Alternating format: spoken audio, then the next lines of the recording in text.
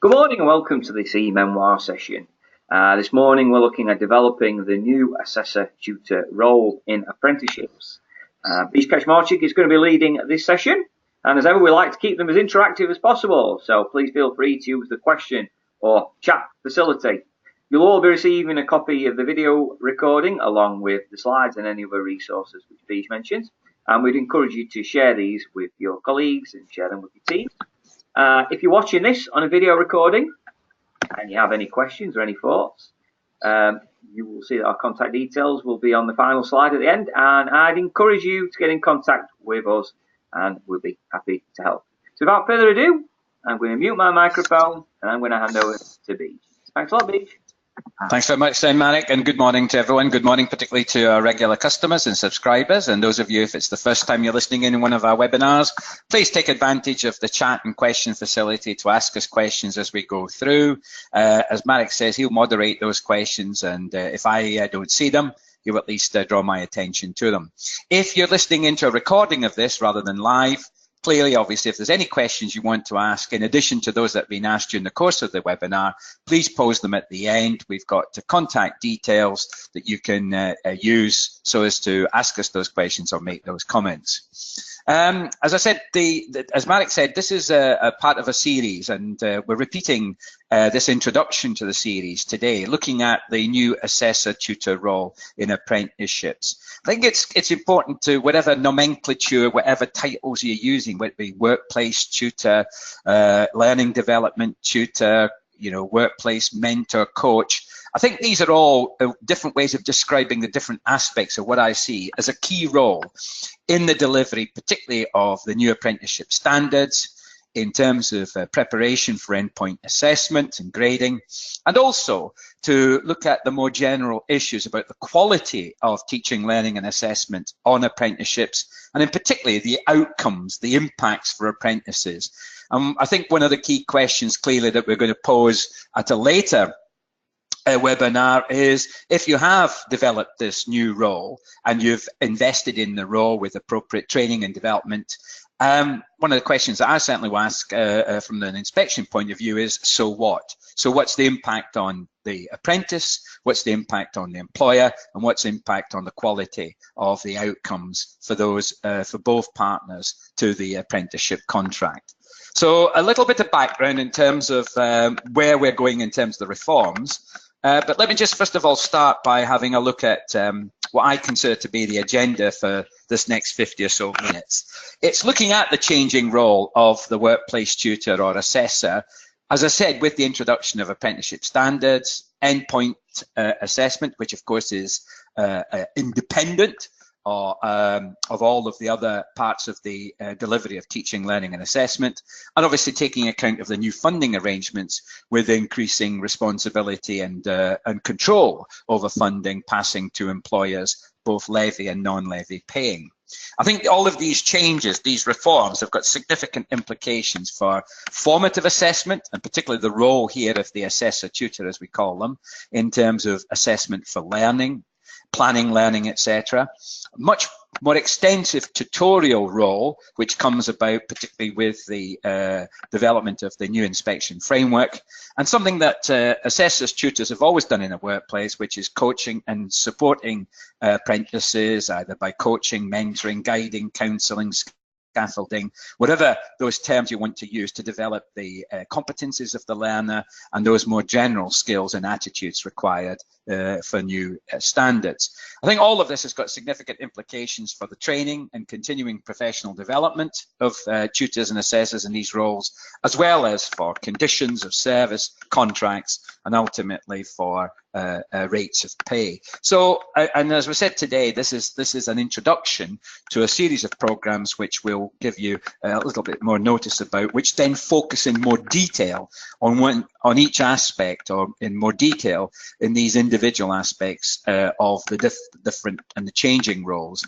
of workplace tutors and assessors. I think it's important to remind yourselves of the reforms, because I think those reforms, and this takes me back maybe 8 or 9 years, when we were looking at the assessor role, what we used to call the good assessor in the terms of the delivery of competence-based learning in SACE frameworks. We used to focus on the assessing role, on the role of the assessor, but also in that changing role as they're preparing people for employability with the introduction of functional skills in English, maths, and other wider skills, what that meant to the changing role.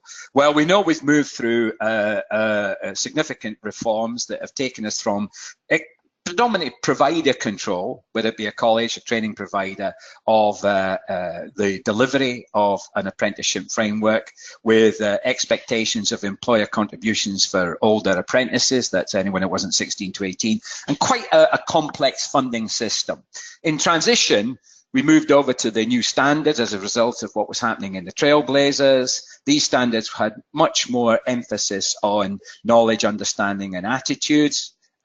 Much more control over the content by employers, and of course funding moving through transition, what we call the pilot, the Trailblazer pilot methodology, which increasingly expected the employer to make cash contributions, making it a slightly simpler system. But of course what was critical here was the introduction of independent endpoint assessment, which would be carried out by an endpoint assessment organization, and of course the grading of apprenticeship as well.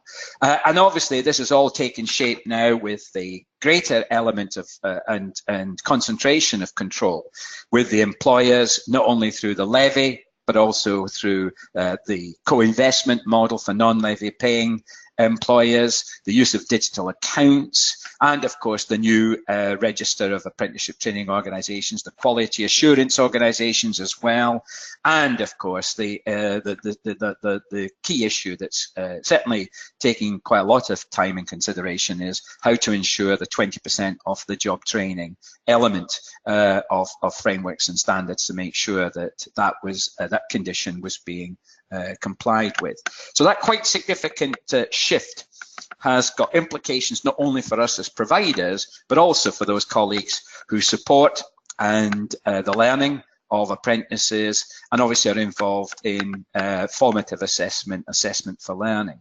So what is this required in terms of us as the providers? And here I'm speaking as a director of two independent training companies which are very involved in apprenticeships, as well as the employer engagement link governor for a medium-sized college with just around 3,000 apprentices. So what we're talking about is a more holistic approach, first of all, to the design and delivery of learning in different settings, on the job, off the job, digital learning, online learning, blended learning, and all the different variations and different settings in which learning can take place in an apprenticeship.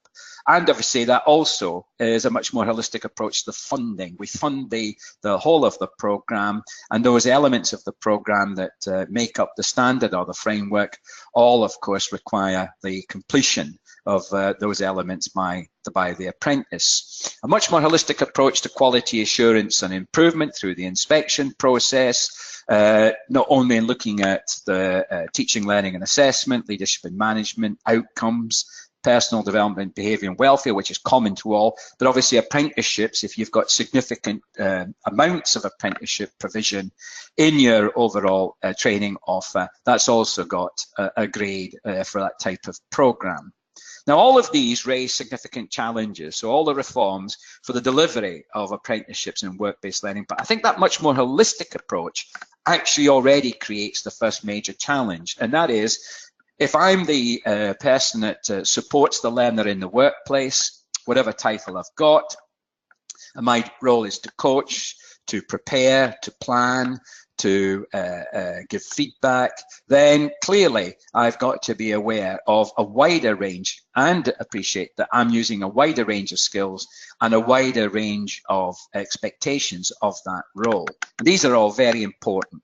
So these challenges, when you put them together, start to in effect create what I'd call quite a significant magnifier or multiplier effect on those of us who deliver apprenticeships, whether it be frameworks or standards. And I think these are all much more relevant when you look at the introduction of standards, but nevertheless I think there's some important issues here for those of us still delivering frameworks. And that is that curriculum shift to new standards, independent endpoint assessment, grading, the importance of making sure that the employer is more actively involved in the training and development of their staff in preparation for endpoint assessment, for example, making sure that they're ready to go through the gateway, and obviously those other issues that relate to the way that the levy and new funding systems give much more control to the employers in terms of the way in which those are funded.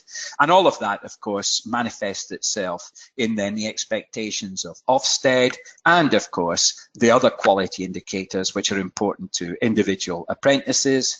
In other words, what did I get out of my apprenticeship program? And of course, to the employer in terms of what's the impact on my bottom line on productivity, sales, etc., etc. So you can see that there was quite significant challenges, and certainly in preparation for standards and the introduction of the levy, many of us as training providers have had quite significant programs of development in preparation for these reforms. So what's the challenge for this role known as the assessor, tutor, workplace coach, whatever title you're using? And I think it's a good point to say that apprenticeship standards do certainly move up, increase the ante, the bottom line, in terms of more concentration on knowledge, understanding and skills and attitudes. It requires in-depth teaching and learning, and of course, as we said, robust, independent endpoint assessment. And obviously the relationship between those of your, what I call on-program tutors, those people who regularly support the individual apprentice through their apprenticeship program, and of course the independent endpoint assessment and the assessors that are used there is quite, I think, important. So this means positioning assessor tutors to be able to structure learning, to understand how learning in the workplace works, the pedagogy of learning, to be able to assess apprentices, to see if they're ready for the gateway process, and obviously for endpoint assessment, and then to make sure that all the expectations of the standard and the assessment plan relevant to the occupation role are being adhered to and delivered. And this obviously means that those assessor tutors have to understand the key relationship between formative assessment, and I see that as a major challenge, and of course the summative assessment and the synoptic independent endpoint assessment. Now, what does this mean for us? It means as us as training organizations that if we know that that's that quite significant shift away from just assessing, and that's nevertheless important in itself, we've still got standards, but it's also that much greater emphasis on how you structure learning and how you support learning in the workplace setting. And obviously that relationship between on the job and off the job is critical here. And we'll pick that up at a further webinar as well. And that means, therefore, that we have to look at the nature of that role, which I've called the assessor-tutor role, and what kind of skills development do we have to put into that role, and what kind of implications this has got for continuing professional development. Now, underpinning all of this, I think, is a much more significant change. And some of you might remember 10 years ago or 8 years ago when we were looking at the changing role of the assessors, of bringing in employability skills, bringing in the marketing role, looking after a caseload of not only apprentices, but obviously of employers and the link with employers. There was an issue about the changing mindset. I think this has also got big implications for the mindset of that role. And some of the assessors that we have relied on up to now might find this quite difficult to shift. If that shift is difficult for them, it certainly wouldn't be helped if we don't deliver the support and the training that's needed. But that also means a changing mindset of us, the managers and owners of the businesses, because that is we can't expect the same sort of caseloads, the same approach with the introduction of standards, and that's got significant issues, as well as obviously all of the things that go alongside in terms of things like personal development, behaviour and welfare, British values, safeguarding, all of those added aspects that inspectors are looking for. And I think the other mindset is the mindset of employers. You know, how can we actively engage the employer in the learning process so they're not just receivers of this, they're active agents in the process of developing the knowledge, the understanding, the skills and the attitudes of their staff, whether they be new employees or existing employees on apprenticeships. So you can see here that with that challenge, and that's quite a significant set of challenges, what does it mean for the role of the assessor tutor? I think it would be dangerous to underestimate the importance of the new Ofsted, well, not new, it's been there since 2015, from the Ofsted inspection framework. Because if you look at the actual framework and the questions that are posed, certainly of us as apprenticeship providers, well, how well have we responded to meeting the requirements of frameworks, and in particular of the new standards? How well is on and off the job training enabling apprentices to develop not only an understanding of professional standards, the right appropriate attitudes, but also of current industry practice, including up-to-date technical skills? I think all of these have also got issues, not only in terms of the assessor tutor role, but obviously on that dual role that many of our assessor tutors have of being a trainer, an assessor tutor, and at the same time someone who's vocationally competent in their occupational area. Is, well, how relevant and how up to date is that? So I think that's another set of key demands that are being made of that role. And what underpins all of this is planning. How well does that role, that assessor tutor, plan the learning of the individual apprentice and make sure that they're making the appropriate progress compared to the starting points through review, through professional discussions, and through all of the different aspects of formative assessment. So I'm going to keep on stressing, you know, we still got to do the things that are critical in supporting a person, an apprentice through the standard in terms of the ongoing support, but that relationship with between the on-program aspects of it and the endpoint independent assessment, I think, is obviously critical.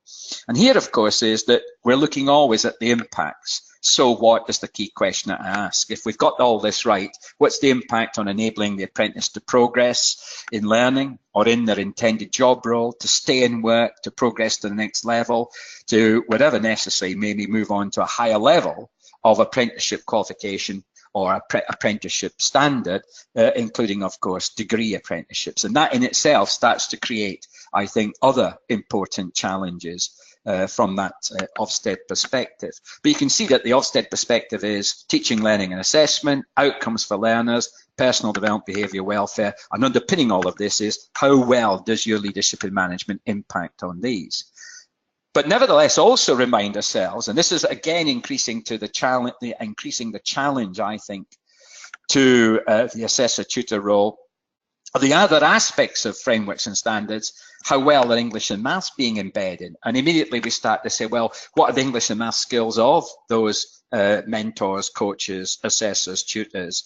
How well are English and maths delivered, whether it be through a model where it's done in a classroom or a model where, for example, the assessor tutor actually supports and delivers English and maths in the workplace?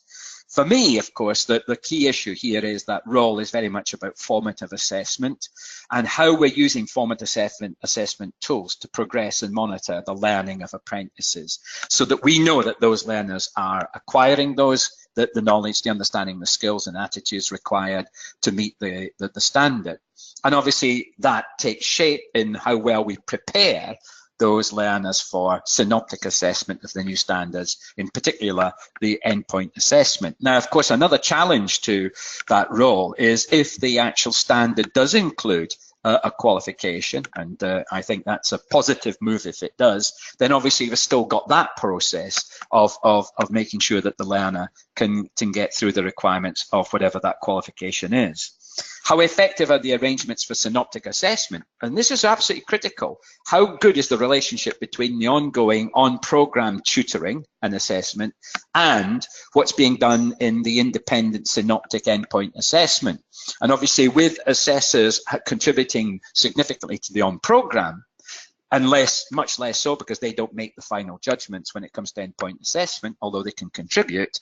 It will be someone else that makes those judgments. So therefore, how good is those arrangements and how good is that relationship? For me, that is going to be absolutely critical to the success of these reforms, as well as obviously the personal development, behaviour and welfare. How's that covered? Well, it's very much more of a tutoring role, which of course many assessors have already adopted, at the same time making sure that the wider aspects of things like prevent, safety of the apprentice and all those other safeguarding arrangements are in place and are being monitored. So when you look at the shift over to standards and how that has changed the environment, the increasing relevance of these what I call wider aspects of the Ofsted inspection framework, you can start to see why that role is so different. And I think there's lots of things being written about the role and how some traditional sort of, if you want, assessors have found it difficult to adapt to the role. However, what's positive, and certainly from my experience, is how well many of them have adapted to that role. Because I think essentially we've understood that the expectations of the role in the new context are different. So it's not the same old, same old. It's very much about saying this is a different set of characteristics that we're looking for. The role is now different.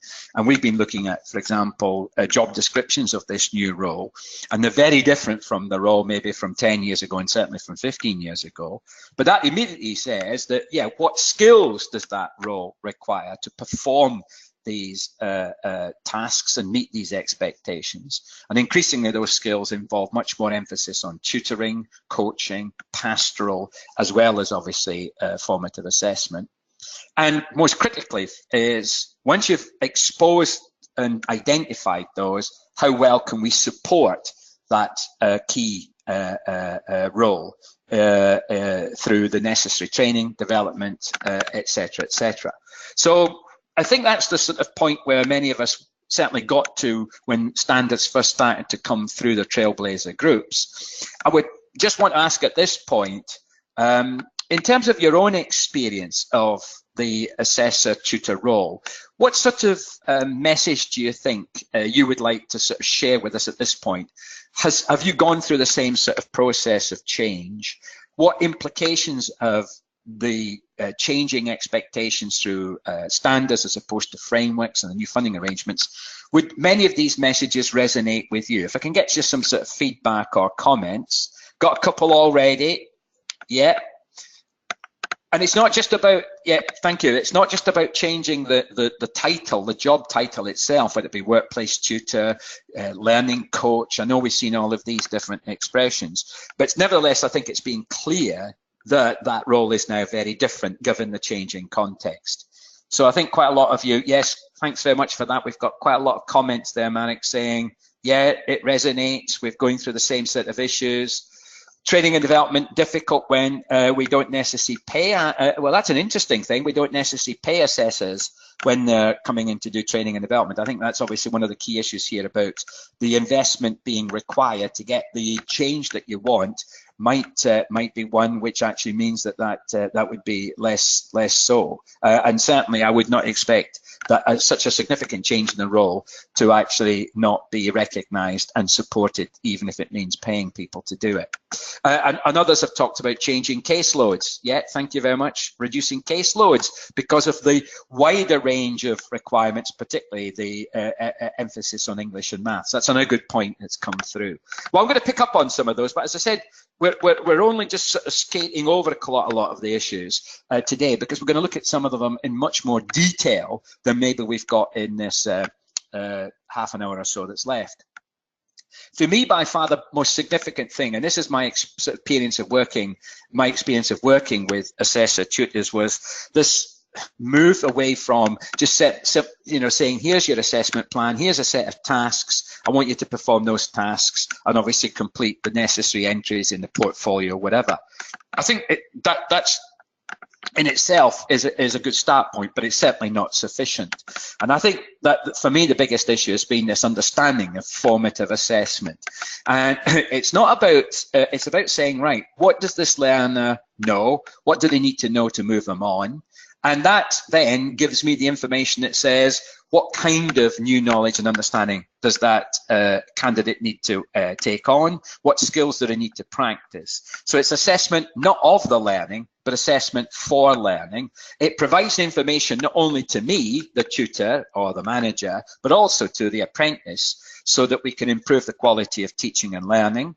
It gives us the developmental feedback, which we can then give to the learner and share with them in review, but also they can give to us. They can self-assess themselves.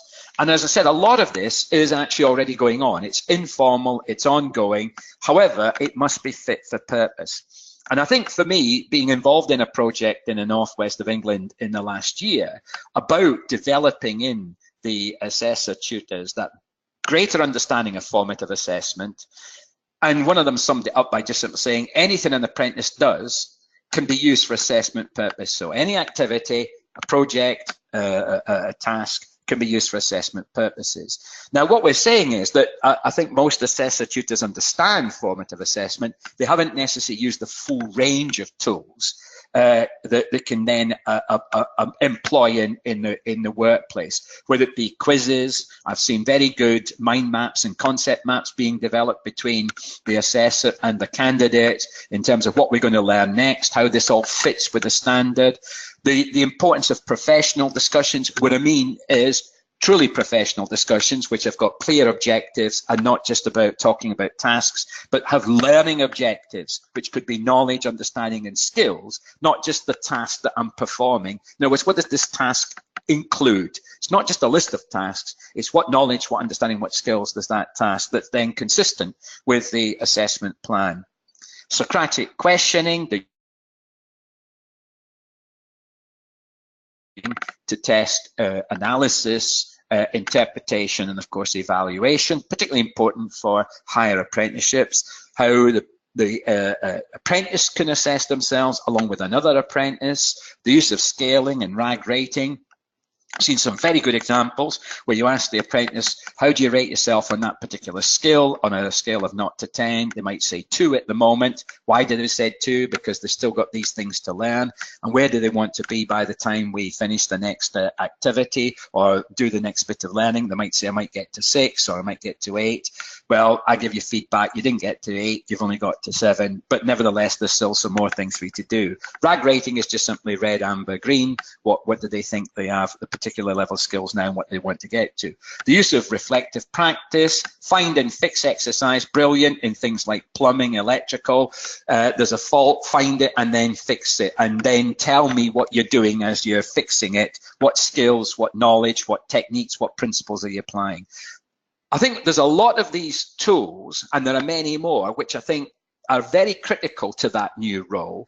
It's developing the confidence of the assessor tutor to use that wider range of tools and using the ones which are fit for purpose with each learner.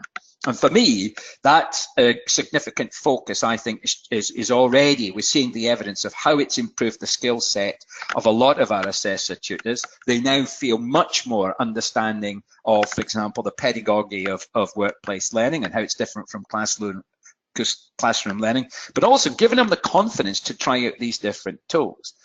But this, for me, requires a change in mindset, because I think one of the things is we've got to ask our assessor tutors what mindset they've got. You've got to ask yourself as a manager leader what mindset you've got. And is it very much that growth mindset, which is this is a golden opportunity, we could learn all kinds of things, I'll have a go, I might not get it right first time. But I think it's about understanding the opportunities as opposed to I've always done it this way, I'm not going to be any good at this new formative assessment. I'm not sure what my role is going to be in preparing people for endpoint assessment. It's not really my cup of tea and I might want to leave. Now, I think we've got to try and encourage our assessor tutors, and that also means you as their managers and as their leaders to adopt that much more what I'd call positive and growth mindset. And ultimately, I think, and we'll look at this in the course of future webinars, it's then those assessor tutors becoming the champions for the new assessment systems. The move to standards and endpoint assessment and all of the things that we have to do now will only work if those assessor tutors become champions of it. That means we've got to overcome some of the resistance and barriers to change at different levels, at their level, the level of the employer, the level of the apprentice, but also your own as managers. But I think it's important to have that opportunity in mind. This is a chance to learn new skills. It's a chance to develop your role. It's maybe a chance to be promoted in that assessor tutor role rather than seeking to become, say, a teacher or a lecturer. I think it's also very important to realize that all of these opportunities provide much more chance to work collaboratively with employers. How can we plan the learning of an apprentice with the employer, whether it be a small employer, large employer, so the employer is a partner to the process, but also they can immediately start to measure the impacts in terms of growth of knowledge, understanding and skills on what actually that person does in the workplace. All of this, I think, will provide opportunities to improve outcomes for apprentices. So in terms of just reflecting on your own experience, and I was just looking at, for example, moving assessor tutors to understand the broader range of things like formative assessment tools, the on-program sort of support that they can provide in the workplace or through the off-the-job training if they're doing it on day release and block release, is how many of you resonate that mindset change? How many of you have experienced maybe some of your assessors saying, this ain't for me, I don't want to do this, you know, thanks very much. Have you also found a more positive mindset among some of them, you know, that they can see the opportunities? So can we just reflect a couple of thoughts on, you know, what kind of response you've had from your you know, the assessors that you've had, maybe that have been working on frameworks for many years, to these changes? So just some feedback. We got one already, yes, saying, yeah, some were less, some had a fixed mindset, this wasn't for them, so it's too many, yeah, too many new things at the same time. Well, that might be, you know, when you look at the reforms, you've got the reforms in funding, you've got the introduction of the levy, you've got the ROATP, you've got new standards, you've got inspection framework. That all could be too much, you're quite right. Others? Yes, and not yet. Some of them have seen the opportunities. Thanks very much. That's a good response. Opportunity to gain new qualifications. Never really thought about working collaboratively with the employer. Might be worth considering. I think that's one of the things about that assessor tutor role. You know, because it's a dual role, it's not only knowing how teaching and learning works and assessment, but also the vocational role. I think we need to enhance that role as well. You know, because that very often that's what the employer really appreciates, that person that has a deep knowledge of particularly an occupation, an industrial or commercial process, whether it be banking, coaching, whatever. So I think that's really useful. Okay, and we've got a couple of other comments coming through. Yeah, got a question. Thanks very much, Karina. Even some of the most forward thinking still want to do it the old way. I think those points of resistance are absolutely, have got to be understood. I don't think we can overcome the resistance if we don't put ourselves in the shoes of the assessors, particularly those assessors that, you know, will say, well, we've always done it this way. It seemed to produce good outcomes. What's in it for me and what's in it for the apprentice? And I can see that those points of resistance have got to be understood. You've got to put yourself in the shoes of those people, but start to explore through some of the what I call growth mindset approaches. You know, what other things might you be able to get out of this? What skills could you take forward from the old way that can apply, you know, in the new context? And by the way, that's not a deficiency model, Karina, because I think one of the things I've certainly found with working with some of the teams that I've come across is that it's a recognition that they already do a lot of this. It simply wasn't given a badge called formative assessment or preparing people for a gateway, particularly where they were involved in quite difficult circumstances, where often they were also doing English and maths to a certain level before the person could actually move on within their own occupational standard area. So good point there. But I think also it is important, and one of you said that we've got to change our mindset. That's a good point. I think we've got to change our mindsets as the managers and leaders to make sure we're aware that that's actually how people feel. We've got to recognize that emotion and make sure that we support people, not only with the skills and knowledge, but also with some of the attitudes and some of the issues that they'll have about those negative feelings. So I think it's about listening as well. Thanks for that. So I think for me, the support of the assessor tutor, you know, and that role and that definition of role, and I'm seeing it, by the way, very much more in the sort of job descriptions that I just sampled recently, and even in my organisations, we've got these new job titles.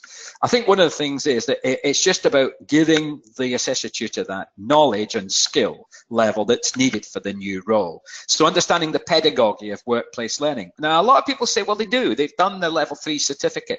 I don't think there's necessarily a lot in that actually explains how people learn in the workplace, you know, the concepts that are important there, such as, you know, coaching, scaffolding, trial, learning by trial and error, of practical experience, etc., of reflection. So I think there's a lot of things there. It's not the same as classroom learning because of the context.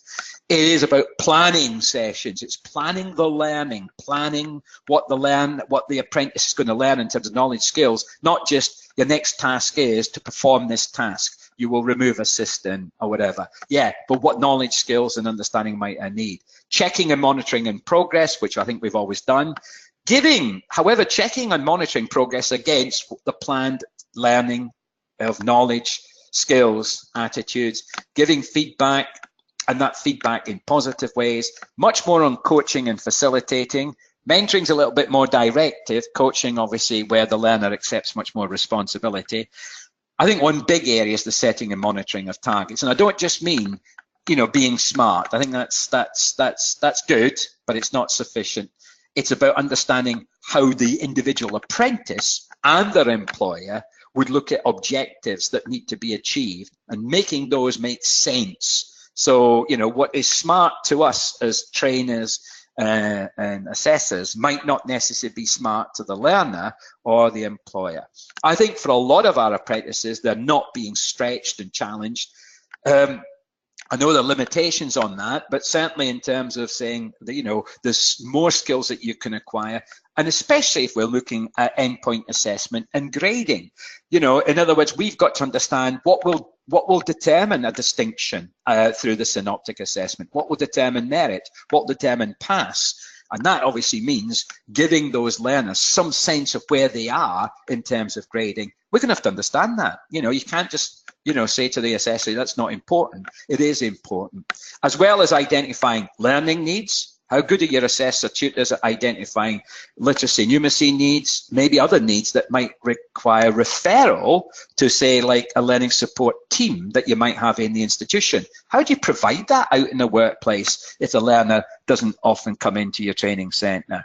And I think, therefore, they really have to understand their role on programme, their tutoring role on programme, and how all this fits with endpoint assessment and grading. For me, without that, I think we're going to underplay the importance of the assessor tutor role and, of course, of these changes. So what forms can the support take? And I'm sure you've all had formal and informal training, work-based projects, working with the employer, looking at the implications of this. I think one area we're going to have to certainly invest in is industrial placements, particularly for those assessors, tutors that have been some time out of that sector. And that means updating their vocational as well as their teaching and learning skills and assessing skills, but also look at the developing that dual role. In fact, there is a dual role, because if you look at it, there's a vocational expert and a tutoring expert. There's also an expert in on-programme formative assessment who's going to have to become increasingly familiar with what endpoint assessment, because of course some assessors will possibly become independent endpoint assessors for other apprentices. And that, therefore, is an enhancement in the role. The relationship between on and off the job training, we've already said. I think golden opportunities for some of our assessor trainers to get higher qualifications, including degree apprenticeships, as well as the more formal qualifications. But all of this has got important implications for what kind of contract has that person got, what conditions of service, particularly if they're going to have to spend more time in preparing. And of course, it's very, very much about making sure that we then offer the appropriate caseloads, etc. So I think I think it's very important to realise, therefore, that with the emphasis of inspection on individual and personal learning, that in effect the assessor tutor has to manage a personalised learning programme bespoke for each learner and for each business. And in response to your question, Tristan, it's a really good question. I think that, for me, is where all of this comes together at a head. It's almost like that's the fulcrum, that's the critical point.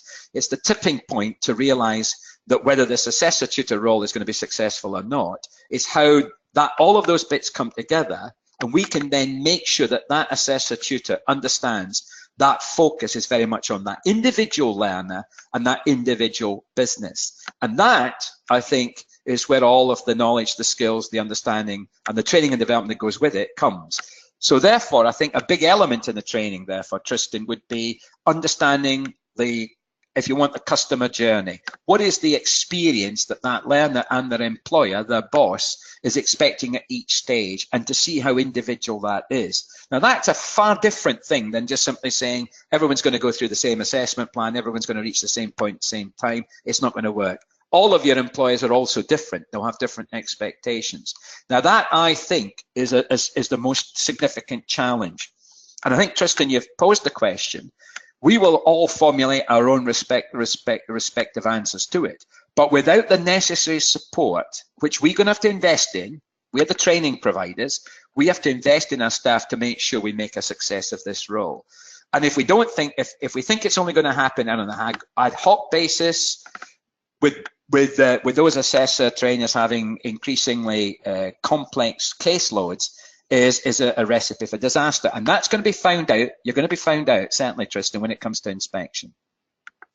So I think that, for me, it's meant reductions in caseloads, more time spent developing the different aspects of the role through both on-the-job and off-the-job training, some of it very formal, some of it informal, certainly the use of webinars, etc. So really good question there. And I think that is going to be the biggest source of opportunity for us, but we're going to have to invest in it. And that's why I think, Tristan, you've raised another issue. Those training providers, including colleges, independent training providers, who don't understand that, who don't invest in those roles, they're going to increasingly find themselves being pushed out the market for all kinds of reasons. Poor Ofsted grades, not having the same buy-in by employers and apprentices. I think there are lots of opportunities. I just want to quote Kelly McQuaid in an article in 2017, I think, which was in FE News. And that's this other aspect of giving some of our on-program assessors and trainers the chance to also become endpoint assessors. And I think that's quite critical, because that would obviously be with different learners, but that would certainly give them an insight. For me, that would give them an insight into how what they do with their own apprentices fits. They'll understand the nature of endpoint assessment. They'll understand, obviously, how grade boundaries work. So I think that was a really good example of how to develop the assessor tutor role even more. There are some new apprenticeship standards coming online. They're in development. They're not ready for use. They're certainly not being given a tariff value yet. And I don't know how close we are, but I know these are being developed. There's the Further Education Learning Mentor at level 3. There's the Coach Assessor at level 4, and obviously there's the Learning and Skills Teacher, who's staying very much in that career, working with work-based learning with apprentices, which is at level 5. Now, I think these are quite important. You know, in addition to the quals that I know we're already familiar with, these I think are going to be important for saying, look, there's a career structure here. We could certainly have a degree level as well. What we're trying to do here is keep you in this particular role, develop the skills and competencies, and you can move into management and other roles in the world of assessing, tutoring in workplace learning. So I think there's some really good opportunities coming through in terms of support. As we said, we're waiting for these standards to be finalized. For me, what this really takes, and I think it fits with Tristan's key thing about how individualized it is. In effect, when you look at that role, that on-program tutoring role, I'd like to call it, it really does require some, what I'd call a quality framework. And this is just a very simple example of a quality framework for tutoring. it has these points, and you can then say, well, these are all things that we should be building into that role. Highly focused assessment design with sharp objectives that make sense to the apprentice and their employer. Making sure that the apprentice is active in the learning and not just receiving, that learning. They've got to be involved, engaged. High levels of interaction for all learners, not only between learners, if you've got more than one apprentice in an employer, but also between them and customers and other staff. The appropriate use of those assessor questioning, modeling, coaching, explaining, the scaffolding, etc. It goes with that. Understanding the pedagogy. An emphasis on learning through dialogue, and I think that's critical, just not between you and the individual, but also in groups of learners, for example, when they're in the day release or whatever. And I think also a gradual expectation that individual starts to become more and more independent and take more initiative, particularly at the higher levels. Plus all the things that we do to encourage, to praise, etc. Now those, you could say, well, these are key aspects of the role in apprenticeship development. But the key thing for you is to take those quality tutoring characteristics and apply them, as I said, in the apprenticeship setting for your own organization. Now, this is a tool that we certainly have found work well for us to analyze the changing role, and out of it came expectations. So, for example, if I just pick the appropriate use of tutor, supervisor, assessor, questioning, modeling, coaching, explaining, choosing the tasks that will actually cover the learning in terms of knowledge, understanding, skills, and attitudes, providing hints, scaffolding, letting the learner build, all the bits together so they can see it in a more holistic way, Socratic questioning to test out different skill levels, evaluating the activities, diagnosing the problems they're having, particularly with them, and maybe them starting to come up with their own solutions. So you can start to see how you can take each one of these and apply it. And as Tristan said, for me, it will be different with each individual employer and each individual apprentice. And that's exactly what we're talking about. Now, it's not going to be necessary about personalizing the whole of an apprenticeship program for each individual, but there will be always individuals that have maybe more need for encouragement, less need for some of the scaffolding. They'll be quicker to acquire some knowledge and understanding. All of those have got to be taken account of, and of course, plus individual learning support needs. So I think there's a model there again that you might want to take forward in your own organization. All of this in terms of not only Ofsted, but also for the apprentice, for your quality, your QAR, for your internal quality assurance and self-assessment, as well as for employers. All of these have to take a shape in the final outcomes for apprentices. So, the question I ask is, so what? If we've changed the role, if we've developed the role, if we've supported the role, if people now understand that the role is very different, then so what? Will we see progress in learning? Will the learners acquire the knowledge, the skills, the behaviors and attitudes necessary to meet the standard? Will there be progress in learning for English and maths? Will they develop their English and maths skills? What about their personal development, behaviour and welfare, often manifest in professional standards? If there are qualifications, will they achieve those qualifications that might be a prerequisite of going through the gateway? Will they achieve the framework or the standard through an endpoint assessment? What's the progression to higher levels of education and training? So what? Can I move on to the next level? But also, I think other key measures are, do I keep my job? Will I stay in employment, or will this give me the opportunity to move into other jobs because I've got transferable skills? And ultimately for the employer, all of this has got to take shape in the form of improved skills, productivity, earnings, profitability, survival, whatever. So you can start to see that, if we put the focus on outcomes and then move back through the process, you can see how critical this development of this new role is. So those are just some, if I want, initial thoughts. If you feel that that's a changing role, I've started to explore it with you, and I'd certainly have a look at you know, some of the other sort of documents and some of the other perceptions of this, but I'm sharing my set of perceptions. Other people have also shared them, and I certainly think there's a significant training and development need that's coming out of this. We've got some other webinars in this series. I'm just getting you effective target setting in workplace learning with Joanne Miles, that's the 21st of February. Effective professional discussion and review, again with Joanne Miles on the 1st of March. We've got two that we're running together with NCFE, I think, Marek. We've got one on the 1st of March in the afternoon, how to prepare apprentices effectively for endpoint assessment.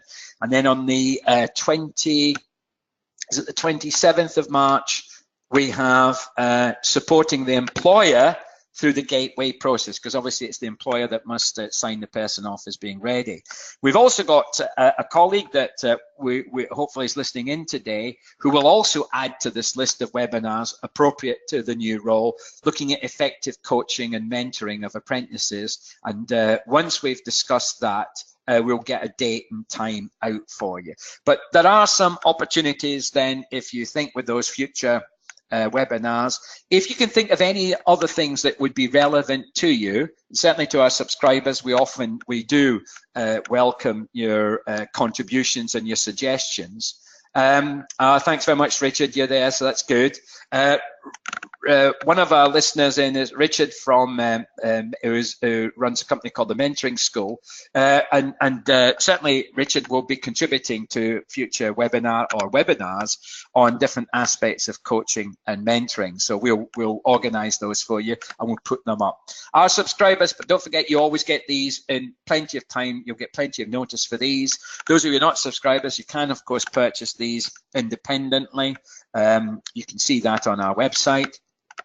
But just to make sure that if you've got any questions, certainly please get in touch with us. If you don't know about our subscription service, which would reduce the price of each webinar at the moment to about, was it about £15 plus VAT per webinar rather than the normal £40 plus VAT, then it's well worth looking at. I think that offer is being extended, is it, until for the next few weeks? Is that, Marek? It is, yeah. So it's going through to the end of February, that offer as well. But what we'll do is we'll make sure that everybody present today, those of you who are listening in on the recording who've signed up, will get the advance warning of all these webinars, so you'll know what's coming up there. And yeah, we'd really like you to join in as well if you'd like to come along and help put any thoughts and share some thoughts like some of you have done today. Yeah, please do. That'd be fantastic. I think some of this, as Gordon's just saying as well, there links in with some of the future stuff we're looking at with the T levels as well. Yeah, I think it's very useful. We've got a series of webinars on the T levels, the technical qualification, professional technical qualifications at level 3. It's got big implications because obviously, to some extent, they're mirroring a lot of the aspects of what's happening on standards. Certainly, is going to be an issue for T levels, particularly with the requirement to have up to 3 months relevant work experience. But I think what's very critical here is that the point that was raised by a couple of you, particularly by Tristan, thanks very much, was, you know, the fact that we individualize and personalize programs does require, you know, us supporting the assessor tutor role with an understanding of what I'd call the sort of customer journey and customer expectations and what I'd call aspects of the emotions that customers have. If we see the apprentice and their employer as a customer and say, right, are these different touch points absolutely critical? It doesn't mean you have to personalize every single standard for every single individual, but it's understanding at a certain key point that individual might seek this and that might be different from another individual. So you might find that 80 to 90% of the outcomes and the way in which you deliver might be common, but it's understanding at key points there might be that difference, which is much more about bespoke for that particular individual. Even in the choice of the standard, even in the choice of the length of the standard, that's got some important implications. But I think it's more important for the way in which individual aspects of skills, knowledge, and attitudes are actually being delivered. And it's having the confidence, I think, of an assessor tutor that says, well, that mind map worked well with that apprentice. That apprentice preferred a checklist. That apprentice over there preferred a discussion. That apprentice likes working with another apprentice, and they knock ideas between them. So it's about that confidence to have that range of skills. And I think that's what we're trying to do. It's extending and expanding the role and making it, I think, much more professional. What we really need to then add to that is the necessary pay and conditions. And I think that's one, if we're going to hold on to these really good tutor assessors, I think we're going to have to start looking at, you know, giving them a much more lucrative remuneration, better matching the skill sets. And I think that's the way we're going to retain them as well. And we've already started doing that. We've recognised that. And I think that's obviously going to affect the quality of what we do. Any other questions or comments? Any final questions or comments? Again, feel free to use the question or chat facility there. If you've got any final thoughts, put it there. If you'd like to verbalise and you'd like me to activate your microphone for a last thought, if that's a little bit quicker for you, just let me know and I'm happy to do that. Otherwise, what we'll do is we'll turn the recording off. And again, for those of you who are watching this on the recording, you've got our contact details there, and I encourage you to share the video recording and the slides with your colleagues. And if you've got any questions, come back. We'll always be happy to help. Thanks for that. Thanks all. Shall I switch the recording off then, Beej? Yes, thanks very much, Jen. So if any other questions or comments, we can do off the record.